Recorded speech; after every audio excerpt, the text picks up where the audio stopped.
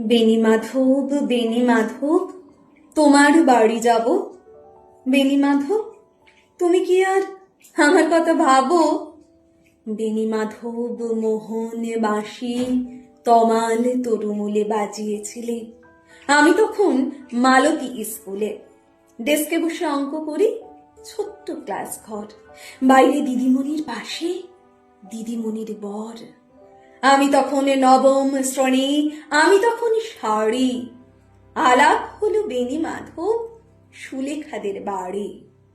বেণীমাধব, বেণীমাধব লেখা পড়ায় ভালো, শহর থেকে বেড়াতে এলে।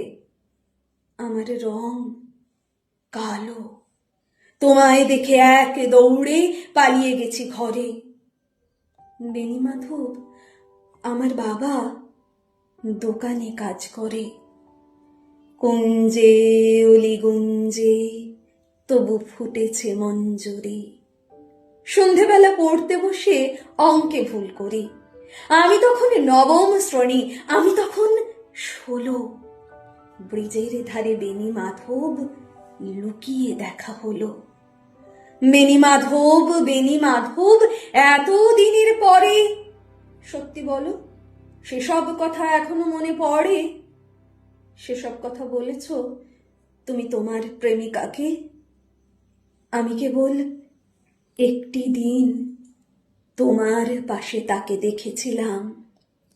আলোর নিচে অপুর বসে আলো।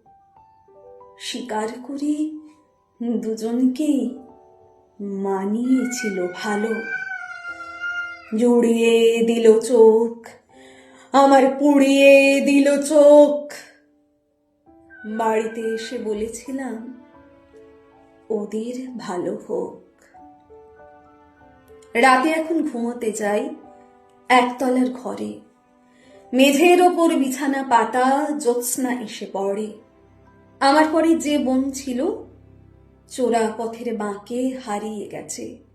জানি না আজ কার সঙ্গে থাকে। আজ জুটেছে, কাল কি হবে? কালের ঘরে শুনি। আমি এখন এই পাড়ায় সেলাই দিদিমণি। তবু আগুন, বেণীমাধব, আগুন জ্বলে কই? কেমন হবে আমিও যদি নষ্ট মেয়ে হই?